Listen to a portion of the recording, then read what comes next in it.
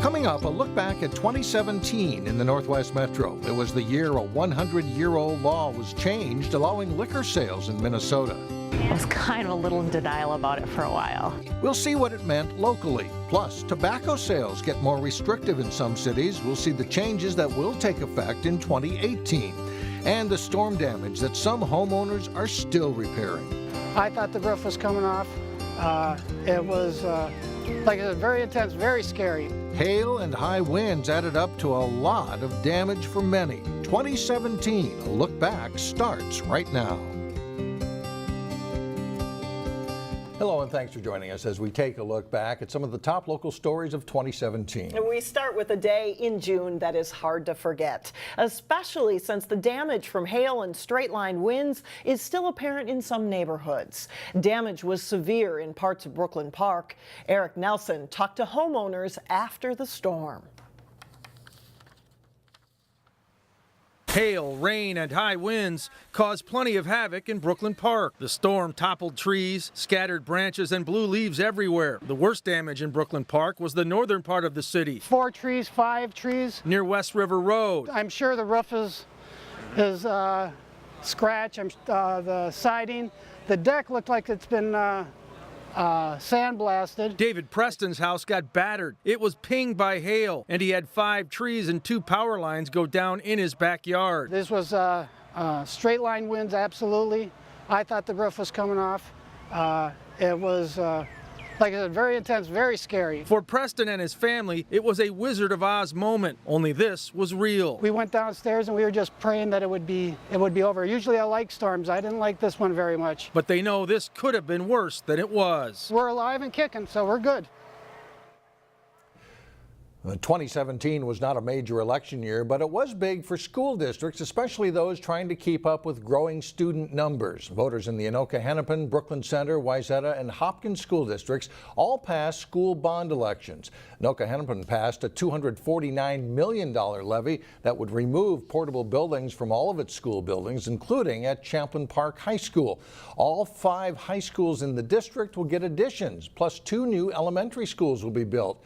Voters in the Wayzata School District also approved funding for an additional elementary school. For more than a century, state laws prevented people from buying alcohol on Sunday, but that changed in 2017 when the state legislature voted to reverse the law. Sunday sales happened thanks in large part to a new wave of state lawmakers open to change, combined with growing pressure from major liquor retailers. Independent stores worried about the cost of being open an extra day and whether there would be enough additional business. Supporters say it's a more convenient plan. Meantime, the fight against opioid abuse ramped up locally and on a state level in 2017. State lawmakers and healthcare professionals announced new guidelines designed to cut the risk of opioid addiction. Every time I hear that 2 people in Minnesota overdose every single day, I think of those families going through the trauma that my family went through. And after 10 years, it's still there. And so we really need to step up and make sure that families don't have to go through this. State Senator Chris Eaton of Brooklyn Center lost her daughter to an overdose 10 years ago, and she was joined by other members of a work group recommending that doctors prescribe the lowest effective dose and duration of opioids when used for acute pain. In 2016, 376 people died of opioid overdoses in the state. In 2017, local cities were rethinking tobacco laws to keep cigarettes out of the hands of minors. Robbinsdale did not raise the legal age, but did limit sale of flavored tobacco products. But in Plymouth, the council voted to raise the legal age July 1st, as Shannon Slatton reported. I'm here today to help fight back against cancer in the tobacco industry, but I need your help. The Plymouth City Council heard an earful during Tuesday night's public hearing of an ordinance changing the minimum age to buy tobacco from 18 to 21. We cannot pass up the opportunity tonight to stand up to big tobacco. Any step to prevent young people from becoming addicted to tobacco products is a step in the right direction. We can set an example for communities across the state. There were fewer opposing voices, but they were strong ones. Businesses who rely on the sale of tobacco products said customers would just drive to neighboring cities to buy their tobacco. First of all, we're going to lose a lot of customers because we have a lot of customers. I've been there since they opened the store. We have a lot of customers between the age 18 and 21. We stand to lose a lot of inside sales, gas sales, ancillary sales.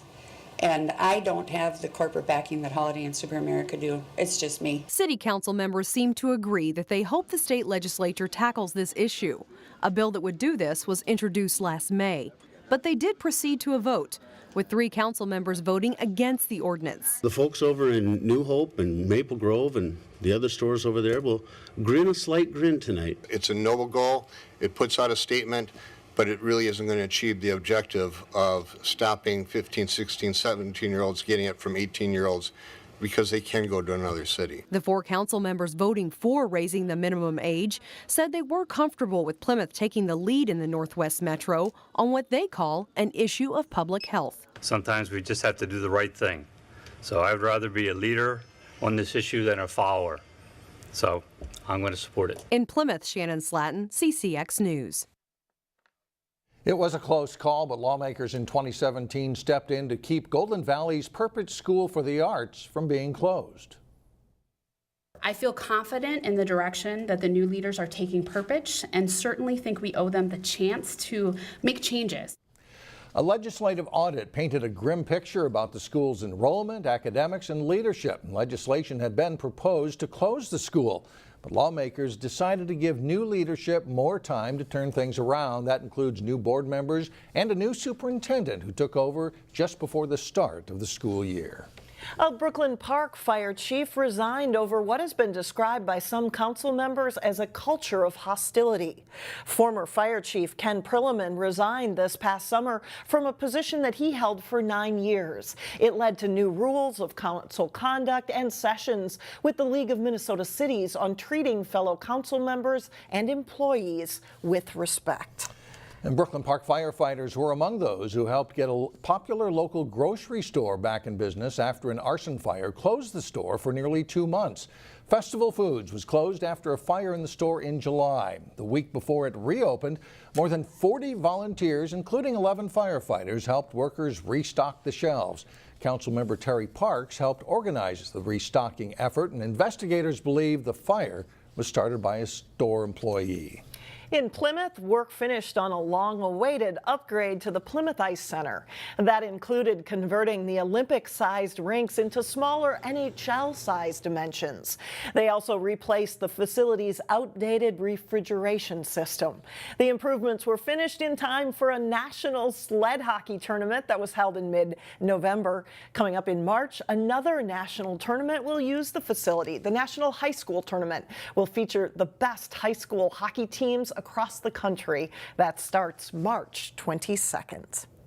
In Golden Valley, the city's new community center opened for business. Construction began more than a year ago on the $18 million Brookview Community Center. It replaces the old facility that dated back to the 1920s. The new building features banquet facilities, an indoor playground, a sports bar and restaurant, as well as operations for the golf course.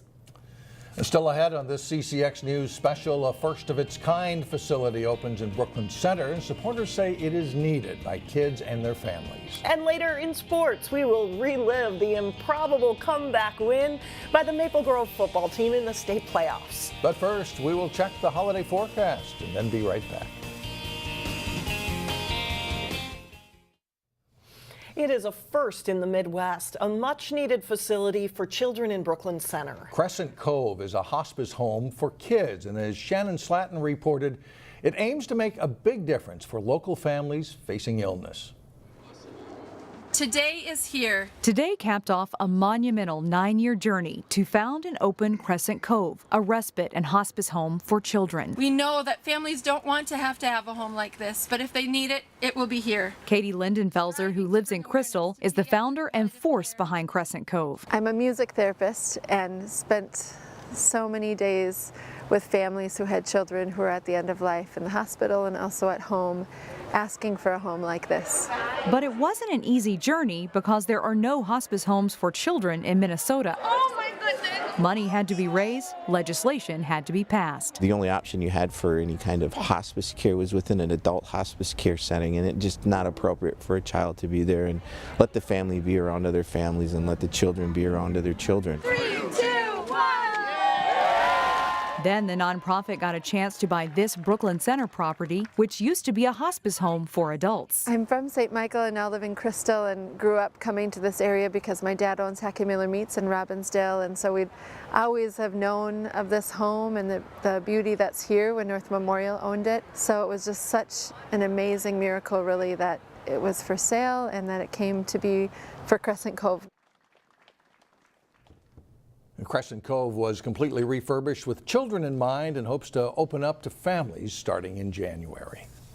Still to come as we look back at 2017, a trip to the ballpark one Golden Valley man won't soon forget. But first, a look at a couple of moments to remember from the year in prep sports. John Jacobson steps in next.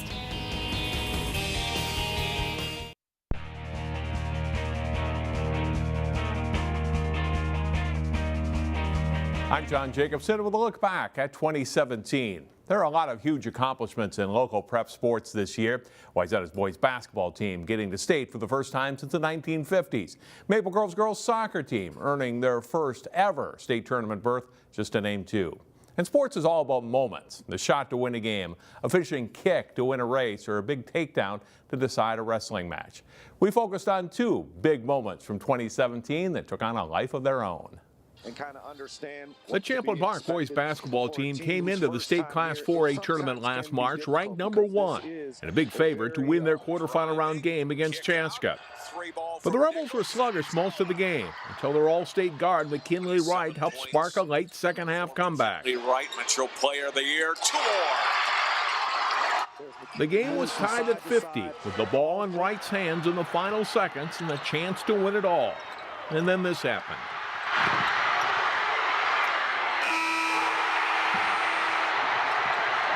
Reserve guard Sam DuBois' buzzer-beating three-pointer sent the Rebels into the semifinals. It became all the rage in local and national media as we caught up with him the next day at school. Later in the day, how much was your phone blowing up about this? It was going nuts. At first, it was just kind of like friends and classmates and family just asking me, like, oh my gosh, like, it's crazy. And then it started going on Sports Center and whatnot, and it just got crazy after that, so it's been nonstop. The win over Chaska was followed by a victory against Wayzata, pushing the Rebels to the state final, where for the second time in 3 seasons, they lost to Apple Valley for their only defeat of the year. Some 8 months later, it came an ending to a game that makes that buzzer beater seem ordinary. The Maple Grove football team trailed St. Michael Albertville by 19 points in the state Class 6A quarterfinals. Curtis Haugen hit Joe Raymond with a 17-yard pass for a touchdown. But just 59 seconds remained in the game, and the Crimson still trailed 27-16. Then came a flurry of unbelievable plays. Oh, got it 10 yards. A successful onside kick. And that was like a deep out. One play later, Haugen to Raymond again. This one for 49 yards and another touchdown. So they got to wait for it to go 10 yards, and Stolp recovers it. Yet another onside kick that the Crimson recover, and Maple Grove is still in business. A one-handed grab by Raymond, one of his 5 catches in the final minute of the game. And then with just seconds to go, Evan Hull caps off the miracle minute. Raymond comes in motion. They give to Hull. Touchdown, Maple Grove. Oh my God. Are you kidding me? With 4 seconds to play. 19 points in 59 seconds, a win for the ages, and a spot in the state semifinals. If you're down, don't ever give up. Don't ever give up. And all 11 guys on the offense, we just didn't give up, and we made it happen. You could tell it was grateful. Kids were crying because they thought it was over, and they got a second chance. There were kids that were jumping on each other, but it was still, you heard a lot of kids going, what just happened? But much like Champlain Park in basketball, Maple Grove's season didn't finish with a fairy tale ending. The Crimson were eliminated the next week by eventual state champion Eden Prairie. Both teams, though, can look back fondly on moments to be talked about for years to come. 3 touchdowns in the last 59 seconds of play.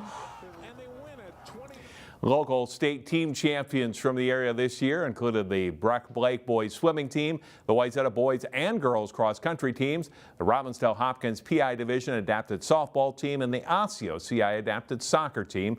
We also had 10 individual state champions total in the sports of wrestling, track and field, swimming, and cross country. Certainly another fun year for us covering prep sports here in the Northwest Metro. Mike and Alex, back to you. All right, and fun to watch. Thanks, John. Our look back at 2017 will continue in a moment. When we come back, how a Golden Valley man got a once-in-a-lifetime opportunity. We'll be right back. It was a once-in-a-lifetime experience for a veteran from Golden Valley. As Delane Cleveland reported, a second chance at life inspired a new set of aspirations for Emery Erickson. Everyone, regardless of age or background, has goals in life they want to accomplish. A little fluttery, getting a little nervous about the whole thing. Some goals are simple. I'm a little nervous. I'm just excited for him. I just am thrilled that this opportunity has come his way. Others are a little more grand in scale. Finally sinking in that I'm here.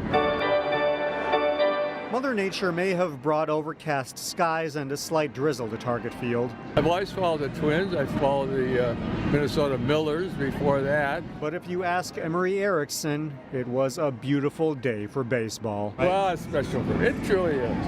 Yes, it's really an honor, and I'm very pleased. Pleased because this World War II veteran is here to throw out the ceremonial first pitch. Hope I can get it to the catcher. That's the goal. He had plenty of support in the stands. We all think he's the greatest. Lincoln Hudson is one of nearly 24 people from Emery's Golden Valley retirement community who were here to witness his big day. We've got a club we organized, and you got to be 90 years old to get in, and he's one of our charter members. This day was made possible thanks to Emery's oldest daughter, Jan. Well, I was having coffee with him, who had a contact with the Twins. He was talking about his buddies and their bucket list. And he said, for example, I think it would be really fun to throw out the first pitch at a Twins game. A list that became more important after a recent health scare. 2 months ago, I had the heart attack. After the Twins staff gave him a new jersey and ball cap. Twins are happy to welcome Emery to Target Field. Emery's big moment came at precisely 11:53 a.m.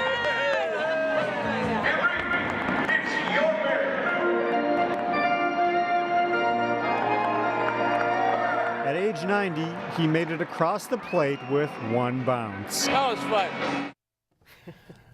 Way to go, Emery. A good reason to remember 2017. And that is our look back at 2017 events here in the Northwest Metro area. Thanks so much for watching, and we'll see you in the new year.